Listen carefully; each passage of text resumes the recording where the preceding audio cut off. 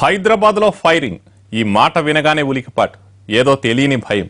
హైదరాబాద్లో gun culture పెరిగిపోతుందన్న ఆందోళన. అవును, నిజంగానే నగరంలో గన్ కల్చర్ పెరిగిపోతోంది. చిన్న చిన్న ఘటనలో గన్స్ పేలుతున్నాయి, బుల్లెట్లు దిగుతున్నాయి. ఎప్పుడు ఎక్కడ ఏ తుపాకీ పేలుతుందన్న భయం, అనుమానం జనాన్ని వెంటాడుతోంది.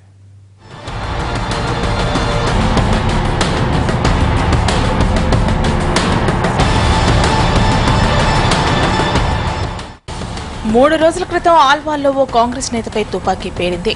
వ్యాపార లావాదేవీల్లో తేడా రావడంతో రౌడీ షీటర్ బాబు కాంగ్రెస్ లీడర్ యాదగిరిపై ఫైరింగ్ చేశాడు. వెంటపడి మరీ కాల్పులు జరిపాడు. ఈ ఫైరింగ్ సీసీ కెమెరాలో రికార్డ్ అయింది.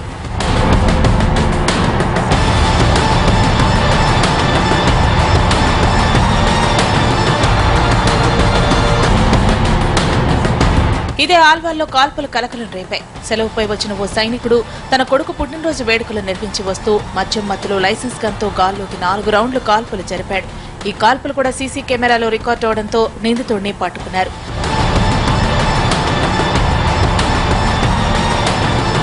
గత వారం వరుసగా జరిగిన ఘటనలివి. లైసెన్స్ ఉందో లేదో తర్వాత సంగతి, కానీ ఆ కాల్పుల చప్పుళ్లు ఇంకా జనాన్ని వణికిస్తున్నాయి.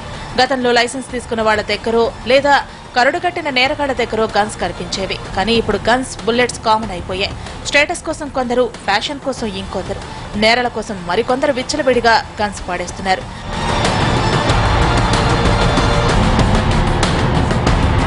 పదేళ్ల నుంచి పోలీస్ శాఖ ఇచ్చిన గన్ లైసెన్స్ వివరాలను పరిశీలిస్తే మైండ్ బ్లాక్ అవ్వాల్సిందే.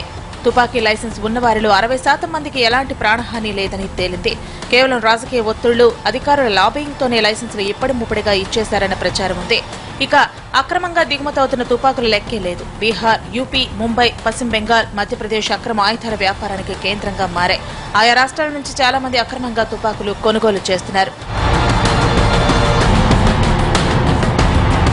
ఒకప్పుడు గన్ కొనాలంటే కనీసం 50,000 ఖర్చు పెట్టాల్సి వచ్చేది. ఇప్పుడు 1,500 రూపాయలకు అమ్మేస్తున్నారు.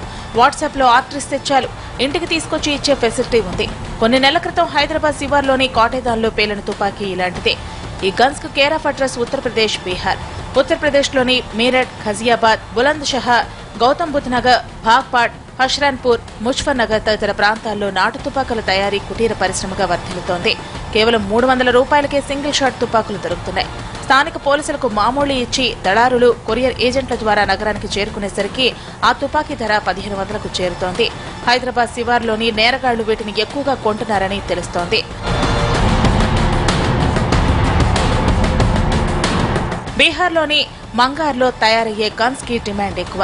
ఆ జిల్లాలో వందల సంఖ్యలో ఆయుధ తయారీ పరిశ్రమలున్నాయి.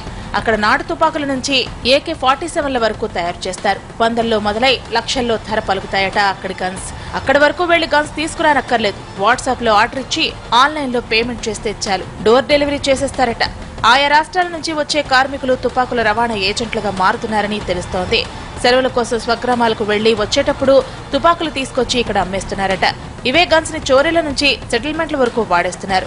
పెరిగిపోతున్న గన్ కల్చర్ పోలీసులకు సవాల్గా మారింది.